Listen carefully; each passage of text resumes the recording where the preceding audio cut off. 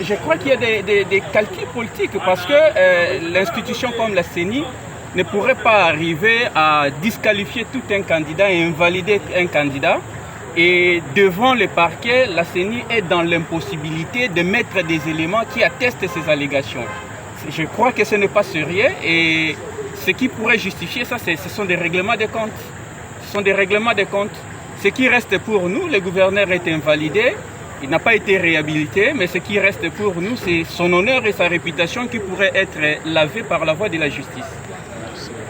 La vie, Gentilin Bilambaka a répondu à l'invitation du parquet général près la Cour de cassation sur des prétendus faits de fraude et de vandalisme matériel électoral et aussi des détentions illicites des DV. Des accusations gratuites sans preuve faites par la CENI dans l'objectif de salir la réputation du gouverneur et de l'écarter dans la course électorale. L'instruction a révélé qu'effectivement, au-delà de ces allégations, il n'y a aucune preuve matérielle qui puisse attester que le gouverneur détiendrait des DV dans sa maison où le gouverneur aurait procédé à des actes de vandalisme ou encore à des fraudes électorales. Donc nous estimons que c'est fait à dessein, c'est fait pour régler des comptes, mais la voie de justice reste la voie indiquée pour laver la réputation et l'honneur du gouverneur éclaboussé par les déclarations faites par la CENI. Donc nous pensons que cette procédure suivie, le fait pour le gouverneur d'être devant le parquet général près la Cour de cassation ne nous inquiète pas. Par contre, nous sommes heureux de constater que parce qu'il n'y a pas de preuves, sa réputation sera quand même lavée. Voilà un peu l'objectif et notre sentiment par rapport à l'invitation du jour. Voilà, pensez-vous que...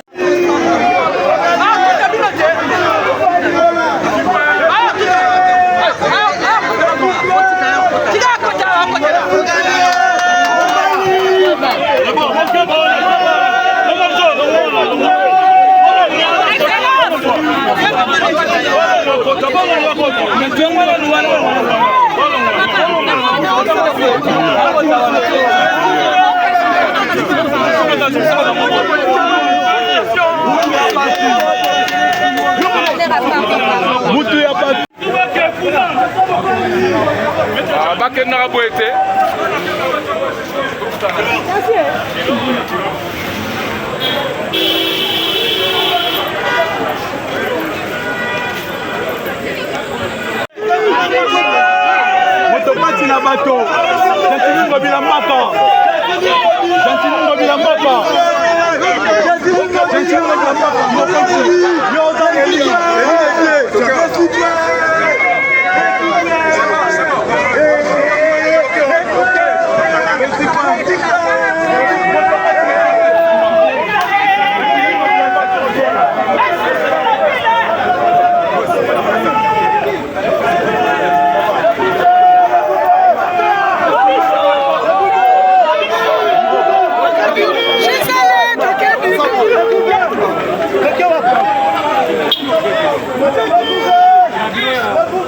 Effectivement que je viens ici à l'école de guerre depuis sa formation, sa mise en place pour former notre armée à l'art de la guerre, au pilotage de toutes les opérations sur le plan stratégique.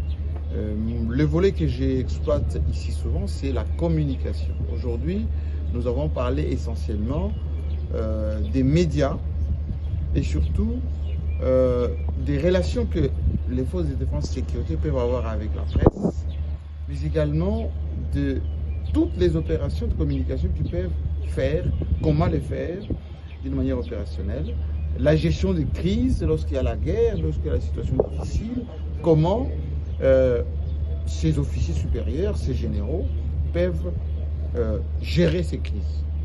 Et on a commencé par la présentation de tous ces concepts.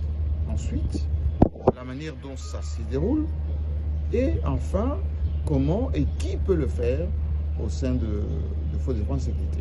J'ai constaté que cette année, nous avons plusieurs nationalités, notamment en Afrique centrale, qui sont venus, les Gabonais, les Camerounais, les Centrafricains, les Congolais de Brazzaville.